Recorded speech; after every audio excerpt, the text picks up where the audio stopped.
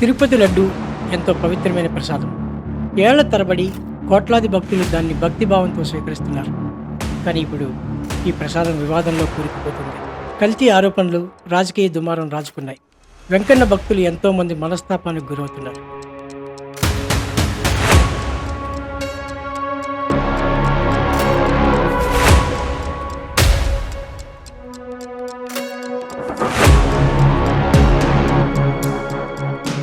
మూడు 300 సంవత్సరాలుగా తిరుమలలో శ్రీవారి లడ్డు ఒక పవిత్ర ప్రసాదంగా పూజించబడుతుంది.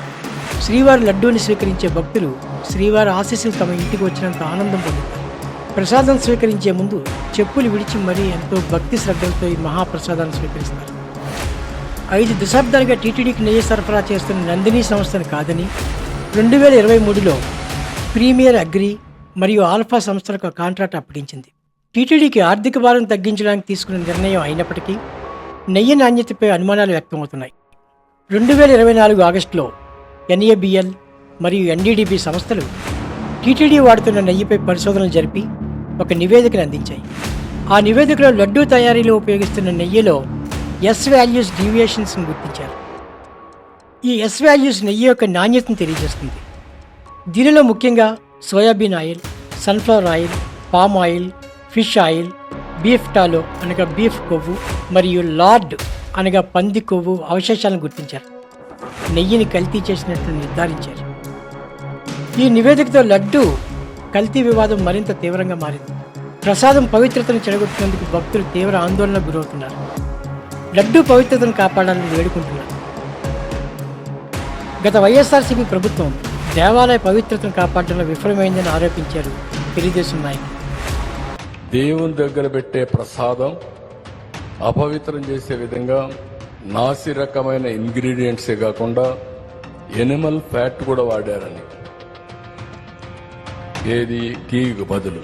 కేవలం రాజకీయ లబ్ధి కోసం చంద్రబాబు చేస్తున్న కుట్రని వైఎస్ఆర్సీపీ నేత సుబ్బారెడ్డి ఖండించారు.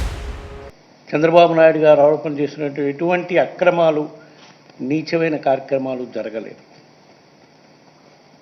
మీరు ఏదైతే నింద మోపారో మీరు దాన్ని కట్టుబడిన పని అయితే రండి, మీరు కూడా ప్రమాణం చేసి చెప్పండి. దేవస్థానంను వైదిక ప్రక్రియలో శుద్ధి చేసినట్లు సీఎం చంద్రబాబు తెలిపారు. భక్తుల్లో భయాందోళన తొలగి శాంతి పునరుద్ధరించబడడానికి కృషి చేస్తామని తెలిపారు. ఏదేమైనా అనాదిగా వస్తున్న శ్రీవారి ప్రసాద పవిత్రతకు భంగం కలిగింది. భక్తుల విశ్వాసాన్ని నిలబెట్టుకోవడానికి, నాణ్యతా ప్రమాణాలను పాటించడానికి ప్రీమియర్ మరియు ఆల్ఫా సంస్థను బ్లాక్ లిస్ట్ చేస్తున్నట్లుగా టీటీడీ ఈవో శ్యామలరావు తెలిపారు. ఆ కంపెనీలకు షోకాజ్ నోటీసులు జారీ చేసినట్లు వారు వెల్లడించారు. ఎటువంటి నాణ్యతా లోపాలను ఉపేక్షించబోమని వారు తెలిపారు. నెయ్యి కాంట్రాక్ట్ను తిరిగి నందినికి ఇచ్చినట్లుగా వారు వెల్లడించారు. ఈ కల్తీకి బాధ్యత ఎవరిది? సరఫరాదారులదా? తిరుమల తిరుపతి దేవస్థానం అలసత్వమా? రాజకీయ కోణమా? లేదా హిందువులపై, హిందుత్వంపై కుట్ర కోణమా? ఆ శ్రీవారికే తెలియాలి. మీ అభిప్రాయాలను కామెంట్ రూపంలో తెలపండి. మా ఛానల్కు సబ్స్క్రైబ్ చేయండి.